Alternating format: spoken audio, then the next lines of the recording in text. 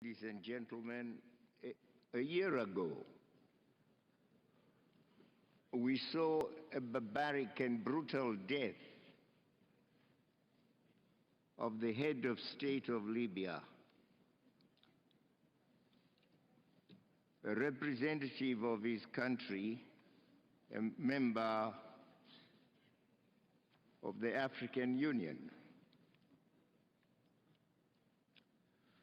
That death occurred in the context in which NATO was operating supposedly in order to protect civilians. As we in spirit join the United States in condemning that death, shall the United States also join us in condemning that barbaric death of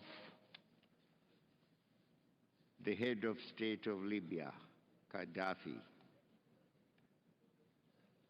It was a loss, a great loss to Africa, a tragic loss to Africa, occurring in circumstances in which NATO had sought the authority of the United Nations Security Council under Chapter 7 to operate in Libya in protection of civilians who were said to be at the mercy of the government of Libya led by Colonel Gaddafi. The mission was strictly to protect civilians, but it turned out that there was a hunt, a brutal hunt of Gaddafi and his family. And Gaddafi and his family were sought.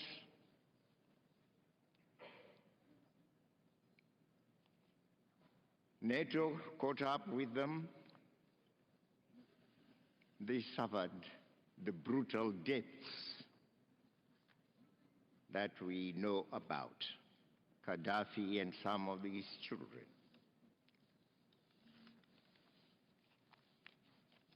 And as the United States spoke, I'm sure they were aware also that they were a NATO power,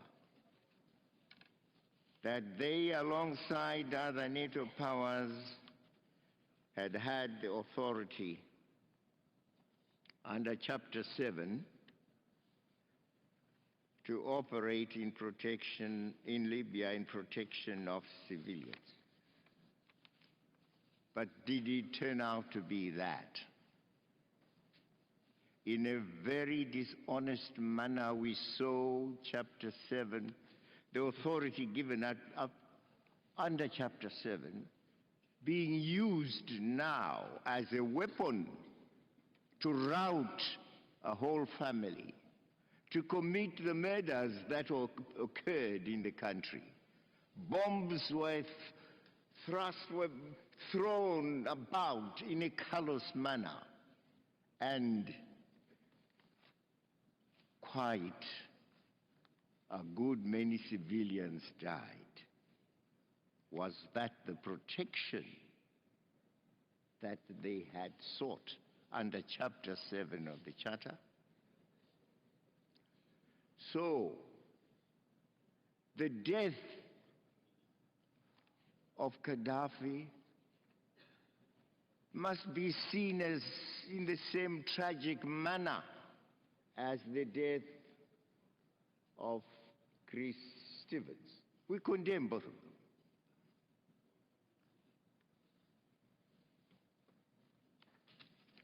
Let me begin by reaffirming the rightful and important role of the United Nations in the management of issues affecting international peace and security.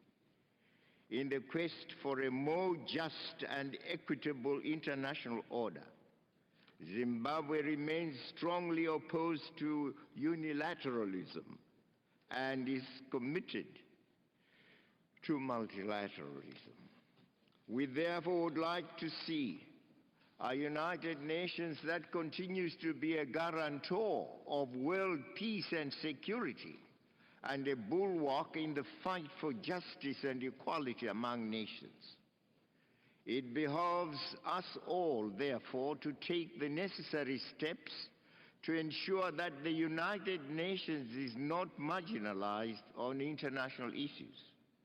Equally important, the United Nations must in future never allow itself to be abused as it was in the case I've referred to, where NATO sought under Chapter 7 authority to protect civilians, and nay, it did not turn to be that.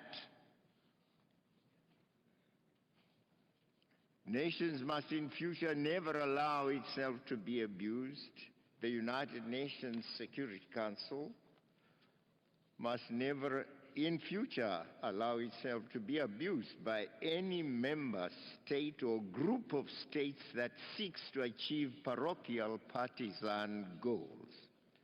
The Charter of the United Nations clearly stipulates that it is as an international body that should work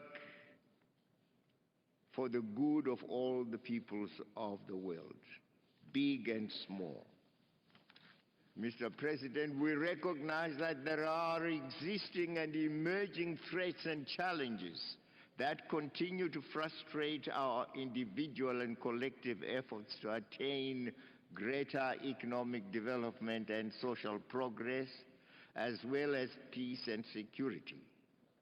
But the increasing trend by the NATO states, inspired by the arrogant belief that they are the most powerful among us, which has demonstrated itself through their recent resort to unilateralism and military hegemony in Libya, is the very antithesis of the basic principles of the United Nations.